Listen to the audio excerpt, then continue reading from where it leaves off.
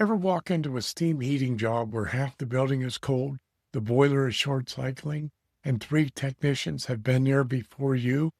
Steam systems can frustrate even experienced techs, but most steam problems come down to a few simple rules. Learn these rules, and steam systems start making sense.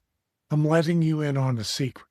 You already know how to troubleshoot steam, you just didn't know you knew. Welcome to Boiler Room Detective. I'm your host, Ray Wolfworth, and today I'm sharing 8 steam heating rules I use on every steam job. My 14 boiler books are available at T.F. Campbell, Pronto Heating Supplies, Amazon, and heatinghelp.com. Rule number 1. Steam is not hydronic. Just because both systems use boilers doesn't mean they behave the same. Hydronic systems move heated water with a circulator and rely on sensible heat. That's heat you can measure with a thermometer. Steam systems rely on phase change and latent heat. In many ways, steam systems actually behave more like an air conditioning system than a hydronic system. If you troubleshoot steam with a hydronic mindset, you're going to have a long day and a frustrated customer. Steam has its own set of rules. Rule number 2. Steam systems need to breathe. A cooled steam system is full of air. When the boiler fires, steam pushes that air out through the vents. As the steam condenses, the system pulls air back in. It literally breathes every cycle. Plugged or undersized vents cause slow, uneven heating. Ask yourself 2 questions. Can the air get out? Can the air get back in? Number 3, steam moves from high pressure to low pressure. Steam always moves from the higher pressure boiler toward the lower pressure created as steam condenses in the system. As the steam condenses in radiators and piping, it creates a slight vacuum effect that helps pull steam through the system. That's why insulation and pipe pitch matter so much. Poor insulation causes steam to condense too early. Improper pitch lets condensate pool in the piping. Both problems steal heat and prevent steam from reaching the ends of the system.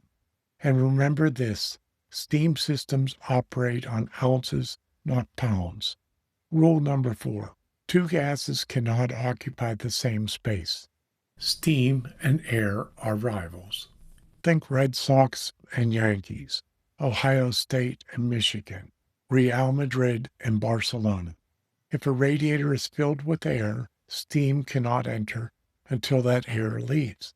If the radiator is full of steam, air can't get in. That's why many cooled radiators are actually air problems, not steam problems. I've seen sagging return lines act like plumbing traps and hold air inside the system. The steam never had a chance. When you understand where the air is trapped, you can solve problems much faster. Rule number 5. The problem and the solution are rarely in the same room. This is one of the biggest lessons I've learned in steam heating. The symptom is often far away from the actual problem.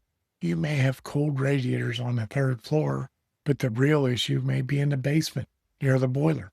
I once worked on a school where radiators on the upper floors wouldn't heat properly. The problem? A sagging condensate return line in the basement. That one piping issue prevented the system from breathing. Rule number 6. Heat always moves from hot to cool. This is basic thermodynamics, but it explains a lot in steam heating. The greater the temperature difference, the faster heat moves. Steam surrenders its heat when it reaches cooler radiators and piping surfaces. As it loses heat, it condenses back into water. When piping is poorly insulated or improperly pitched, condensate forms too early and pools inside the pipe. The condensate steals heat from the steam and can eventually cause water hammer.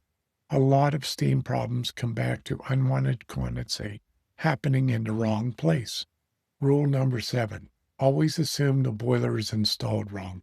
I know that sounds harsh, but after years in boiler rooms, I've learned this rule saves time. When I walk into a steam heating problem, the first place I look is near boiler piping. This is where the steam problems begin.